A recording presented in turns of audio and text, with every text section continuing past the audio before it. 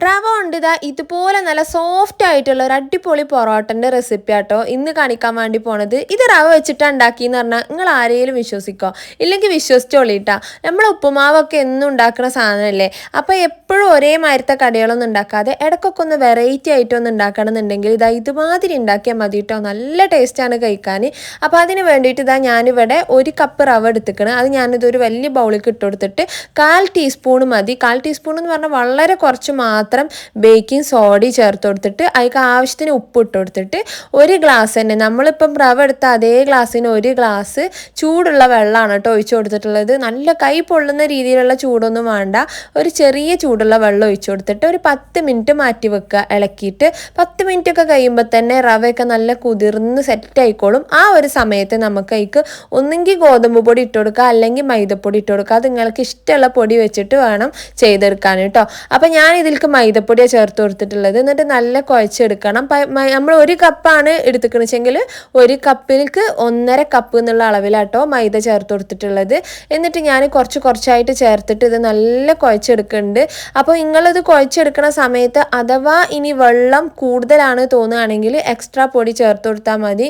വെള്ളം കുറവാണ് തോന്നുകയാണെന്നുണ്ടെങ്കിൽ അതിനനുസരിച്ചിട്ട് നമ്മൾ പിന്നെ പൊടി കുറച്ചിട്ട് കൊടുത്താൽ മതി കേട്ടോ, വെള്ളം കുറവാണെങ്കിൽ.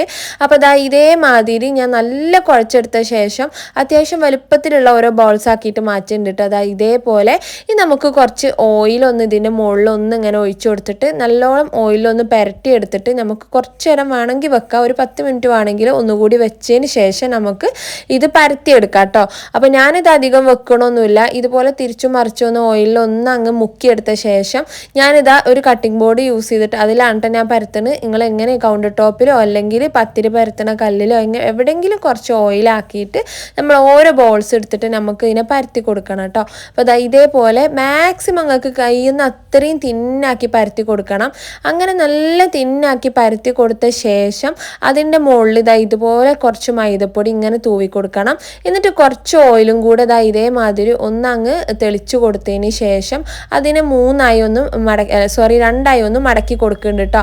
എന്നിട്ട് നമുക്ക് ഇതായി ഒരു കോൺ ഷേപ്പിലുള്ള പൊറോട്ടയാണ് നമ്മൾ ഉണ്ടാക്കണം. അപ്പോൾ ആ ഒരു രീതിക്ക് നമുക്ക് ട്രയാങ്കിൾ ഷേപ്പിലുള്ള ഒരു പൊറോട്ട ആക്കിയിട്ട് നമുക്ക് ഇതിനൊന്ന് അങ്ങ് പരത്തി കൊടുക്കുക. ഇതാ ഇതേപോലെ കുറച്ചൊക്കെ കനല്ലാണ്ട് തന്നെ പരത്തി കൊടുക്കാൻ വേണ്ടി ശ്രദ്ധിക്കുക. ഒരുപാട് കട്ടിയായാൽ നമുക്ക് വിചാരിച്ച മാതിരി സോഫ്റ്റ് ആയിട്ട് കിട്ടൂല. കുറച്ച് കനല്ലാണ്ട് ചെയ്യുമ്പോൾ അതായിരിക്കും കുറച്ച് നൈസായിട്ടുള്ള പൊറോട്ടയും കുറച്ചും കൂടെ എന്താ പറയുക നല്ല രീതിക്ക് കിട്ടും. ഇനി നമുക്ക് നല്ല പരത്തിയെടുത്ത ശേഷം ഇതുപോലെ ഞാനൊരു ചട്ടി വെച്ചിട്ടുണ്ട്. ഒന്നുകിൽ ഇരുമ്പ് ചട്ടി അല്ലെങ്കിൽ നോൺ സ്റ്റിക്കിൻ്റെ പാൻ ഏതാണെങ്കിലും എണ്ണ 2 സൈഡ് തൂവി എടുത്തിട്ടാണ് ഞാനിത് ചുട്ടെടുക്കുന്നത്.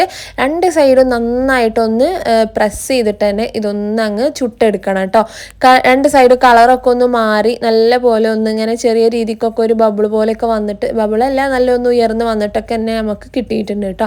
അപ്പോൾ 2 സൈഡും മൊരിഞ്ഞ് ഒരു ചെറിയൊരു ക്രിസ്പിനെസ് വരണം. എന്നാലാണെങ്കിലോ ഒരുപാട് സമയം ഇട്ടിട്ട് നല്ല ബലം വെപ്പിക്കുകയും ചെയ്യരുത്. എന്നിട്ട് കയ്യിലിട്ട് തന്നെ ഒന്നങ്ങ് അടിച്ചെടുത്താൽ നല്ല ലെയർ പോലെ നമ്മുടെ പൊറോട്ട കിട്ടും. എല്ലാവരും ഒന്ന് ട്രൈ ചെയ്ത് നോക്കി, നല്ല ടേസ്റ്റാണ്. ജസ്റ്റ് കയ്യിലിട്ടൊന്ന് ആ ഒരു ചൂടോടുക്കനെ തന്നെ ഒന്നങ്ങ് 2 സൈഡും 2-3 സൈഡും ഒന്നങ്ങ് പ്രസ് ചെയ്ത് കൊടുത്താൽ ലെയർ തിരിഞ്ഞ് കിട്ടും കേട്ടോ. ഇഷ്ടമായാൽ നമ്മുടെ പേജ് ഒന്ന് ഫോളോ ചെയ്യാൻ മറക്കല്ലേ. താങ്ക്